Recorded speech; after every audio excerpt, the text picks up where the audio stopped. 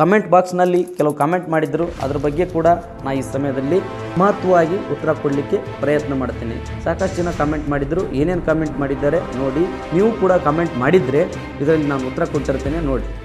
ಒಬ್ಬರು ಧವನ್ ಗೌಡ ಅಂತೇಳಿ, ಇವ್ರು ಯಾವ ಕಮ್ಯುನಿಟಿ ಗೊತ್ತಿಲ್ಲ, ಅದು ಬೇಕಾಗಿಲ್ಲ. ಈ ಜನ್ಮದಲ್ಲಿ ಕುರುಬ ಕಮ್ಯುನಿಟಿಗೆ ಎಷ್ಟಿ ಆಗಲ್ಲ, ಯಾಕೋ ಸುಮ್ಮನೆ ಟೈಮ್ ವೇಸ್ಟ್ ಮಾಡ್ತೀರಾ ಅಂತ ಮಾಡಿದರು.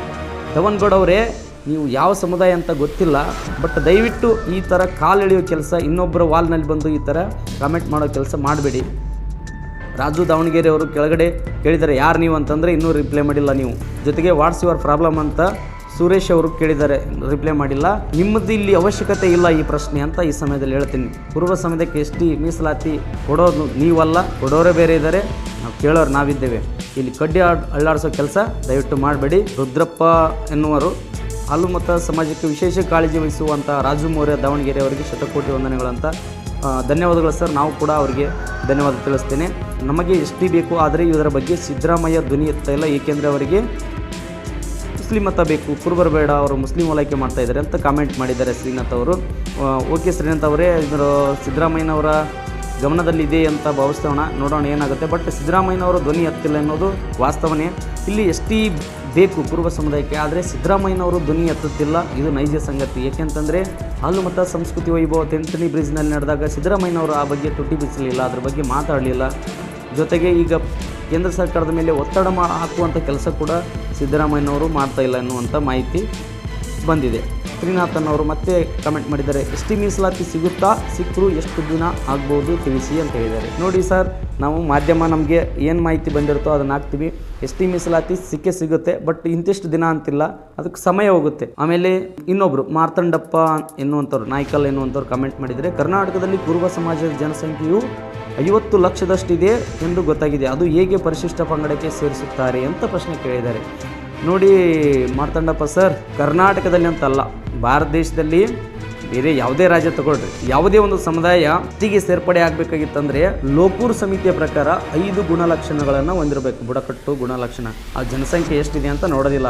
ನಮ್ದು 50 ಲಕ್ಷ ಅಲ್ಲ, ಆ್ಯಕ್ಚುಲಿ ನೋಡೋದಾದರೆ ಸುಮಾರು 60, 70, 80 ಲಕ್ಷ ಇದ್ದಾವೆ, ಜಾಸ್ತಿನೇ ಇದ್ದಾವೆ. ಇಲ್ಲಿ 50 ಲಕ್ಷ ಅಂತ ಹಾಕಿದ್ರೆ 50 ಲಕ್ಷ ಇಲ್ಲ, ಜಾಸ್ತಿ ಇದ್ದಾವೆ. ಇದಕ್ಕೆ ಕಡಿಮೆ ಜನಸಂಖ್ಯೆ ಇದ್ದರೆ ಸೇರಿಸ್ತಾರೆ, ಹೆಚ್ಚಿದ್ರೆ ಸೇರಿಸಲ್ಲ ಅನ್ನೋ ಪರಿಕಲ್ಪನೆ ತಮಗಿದ್ರೆ ತೆಗೆದುಹಾಕಿ. ಜನಸಂಖ್ಯೆ ಮಿತಿ ಇಲ್ಲ ಎಷ್ಟು ಸೇರಬೇಡ ಆಗಬೇಕಾಗಿತ್ತಂದರೆ. ಮತ್ತೆ ಮುಂದುವರೆದು, thank you for your information sir, and it is our natural justice to get ST reservation ಅಂತ ಬೀರೇಶ್ ಶುಂಕಾಪುರ್ ಅವರು ಕಮೆಂಟ್ ಮಾಡಿದರೆ. ಧನ್ಯವಾದಗಳು ಸರ್, ಇನ್ಫಾರ್ಮೇಷನ್ ಖಂಡಿತ ನಾನು ತಿಳಿಸ್ತಾ ಇರ್ತೇನೆ. ನೀವೆಲ್ಲ ಸಮಾಜದ ಬಂಧುಗಳು ನಮಗೆ ಸಪೋರ್ಟ್ ಮಾಡಿ. ಈ ಮೂಲಕ ಕಮೆಂಟ್ ಮಾಡಿದ್ದಾರೆ, ಎಸ್ಟಿ ಮಾಡಿಬಿಟ್ಟ ಈ ಸರಿ ನಮ್ಮ ಸಪೋರ್ಟ್ BJPಗೆ. ಕೆಲವರು ಹೇಳ್ತಾ ಇದ್ದಾರೆ, ಎಸ್ಟಿ ಮಾಡಿದರೆ ಈ ಸಲ ನಾವು BJPಗೆ ಸಪೋರ್ಟ್ ಮಾಡ್ತೀವಿ ಅಂತ ಹೇಳಿದ್ದಾರೆ. ಅದು ನಿಮ್ಮ ವೈಯಕ್ತಿಕ ಸರ್, ಏನಾದರೂ ಮಾಡಿ. ಆದರೆ ಆದಷ್ಟು ಬೇಗ ಕುರುಬರಿಗೆ ಎಸ್ಟಿ ಮೀಸಲಾತಿ ಕೊಡ್ರಿ ಸರ್ ಅಂತ ಕೇಳಿದ್ದಾರೆ. ಅದು ನೋಡೋಣ ಕೇಂದ್ರ ಸರ್ಕಾರ ಏನಾಗುತ್ತೆ. ಇಲ್ಲೊಬ್ಬರು ಬೀರೇಶ್ ಎನ್ನುವಂಥವರು ಕಮೆಂಟ್ ಮಾಡಿದ್ದಾರೆ, ಸಿದ್ದರಾಮಯ್ಯನವ್ರ ಬಗ್ಗೆ ಕಮೆಂಟ್ ಮಾಡಿದ್ದಾರೆ, ಏನಂತ ನೀವೇ ಓದಿ.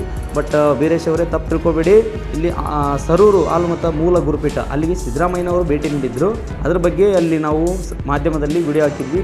ನೀವು ಥರ ಕೆಟ್ಟದಾಗಿ ಕಮೆಂಟ್ ಮಾಡೋದು ಸರಿಯಲ್ಲ, ಯಾಕಂತಂದರೆ ಅಲ್ಲಿ ದೇವಸ್ಥಾನದ ಕಾರ್ಯಕ್ರಮ ಮಾಡಿದ್ರಿ, ಅಲ್ಲಿ ಪಾಲಿಟಿಕ್ಸ್ ಅಲ್ಲ.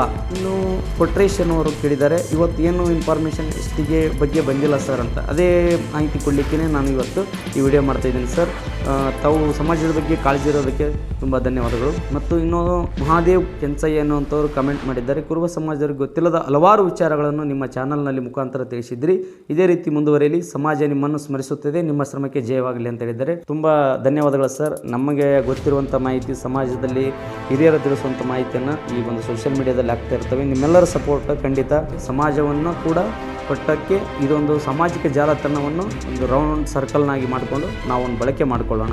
ಕಮೆಂಟ್ ಮಾಡಿದ್ದಾರೆ ಲಿಂಗರಾಜು ಎನ್ನುವಂಥವ್ರು, ಅವರು ಕೂಡ ಒಳ್ಳೆಯ ಮಾಹಿತಿಯನ್ನು ಹಾಕಿದ್ದಾರೆ. ಎಸ್ಟಿ ಮೀಸಲಾತಿ ಬಗ್ಗೆ ವಿಡಿಯೋದಲ್ಲಿ ಹಾಕಿದ್ದಾರೆ. ಏನಂದರೆ, ಬೆಂಗಳೂರಿನಲ್ಲಿರುವಂಥ ಫ್ರೀಡಮ್ ಪಾರ್ಕ್ಗೆ ಕ್ರಾಂತಿಕಾರಿ ಸಂಗೊಳ್ಳಿ ರಾಯಣ್ಣರ ಹೆಸರಿಡಲಿ ಅಂತ ಕೇಳಿದ್ದಾರೆ. ತುಂಬ ಧನ್ಯವಾದಗಳು ಸರ್, ನಮಗೆ ಈ ಮಾಹಿತಿ ಕೊಟ್ಟಿದ್ದಾರೆ. ಖಂಡಿತ ಬೆಂಗಳೂರಿನ ಫ್ರೀಡಮ್ ಪಾರ್ಕ್ಗೆ ಕ್ರಾಂತಿಕಾರಿ ಸಂಗೊಳ್ಳಿ ರಾಯಣ್ಣರವರ ಹೆಸರಿಡಬೇಕು. ಏಕೆಂದರೆ ಈ ದೇಶಕ್ಕಾಗಿ, ಸ್ವಾತಂತ್ರ್ಯಕ್ಕಾಗಿ ಹೋರಾಟ ಮಾಡಿ ತಮ್ಮ ಪ್ರಾಣವನ್ನೇ ಬಲಿದಾನ ಕೊಟ್ಟಂಥ ಮಹಾನ್ ವ್ಯಕ್ತಿ ರಾಯಣ್ಣನವರು.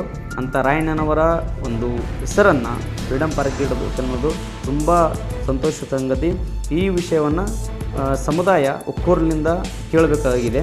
ಈ ಸಮಯದಲ್ಲಿ ನಾನು ಕೂಡ ಈ ಸೋಷಿಯಲ್ ಮೀಡಿಯಾದಲ್ಲಿ ಹಾಕ್ತೀನಿ, ತಾವು ಕೂಡ ಎಲ್ಲರೂ ಸಪೋರ್ಟ್ ಮಾಡಿರಿ.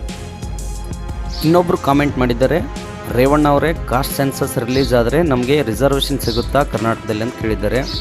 ಬ್ರದರ್, ಕಾಸ್ಟ್ ಸೆನ್ಸಸ್ ರಿಲೀಸ್ ಆಗೋದಕ್ಕೂ ಎಸ್ ಟಿ ಮೀಸಲಾತಿ ವಿಷಯಕ್ಕೂ ಏನು ಸಂಬಂಧ? ಅದಕ್ಕೂ ಇದಕ್ಕೆ ಸಂಬಂಧ ಇಲ್ಲ. ಕಾಸ್ಟ್ ಸೆನ್ಸಸ್ ಮಾಡಿರೋದು ನಮ್ಮ ರಾಜ್ಯ ಸರ್ಕಾರ. ಇದು ಮೀಸಲಾತಿ ಕೊಡಬೇಕಾಗಿರೋದು, ಎಸ್ ಟಿ ಮೀಸಲಾತಿ ಕೊಡಬೇಕಾಗಿರೋದು ಕೇಂದ್ರ ಸರ್ಕಾರ. ಈಗಾಗಲೇ ಕೇಂದ್ರದ ಅಂಗಳದಲ್ಲಿ ರಾಜ್ಯದಿಂದ ಶಿಫಾರಸ್ಸಾಗಿದೆ. ಕೇಂದ್ರ ಸರ್ಕಾರ ಪರಿಶೀಲನೆ ಮಾಡುತ್ತೆ. RGIನಲ್ಲಿ ಪರಿಶೀಲನೆಯಲ್ಲಿದೆ. ವೇಟ್ ಮಾಡಿ.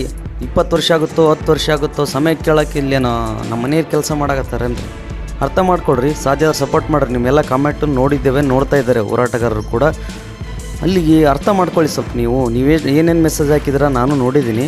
ಎಲ್ಲರ ಮೆಸೇಜ್ಗೆ ಅಲ್ಲಿ ರಿಪ್ಲೈ ಮಾಡ್ಕೋತ ಕುದುರೋಕ್ಕಾಗಲ್ಲ. ಇಲ್ಲಿ ಏನು ಮಾಹಿತಿ ನನಗೆ ಗೊತ್ತಿರುತ್ತೆ ಅದನ್ನು ಕೊಟ್ಟಿರ್ತೀನಿ. ನಾನು ಒಂದು ಕೂಡ ಮೀಡಿಯಾ ಸಮಾಜಕ್ಕೋಸ್ಕರ ಕೆಲಸ ಮಾಡೋರಿಗೆ ನೀವು ಸಪೋರ್ಟ್ ಮಾಡಿ. ಇಲ್ಲಾಂದ್ರೆ ದಯವಿಟ್ಟು ಸುಮ್ಮನೆ ಕೂತ್ಕೊಳ್ಳಿ.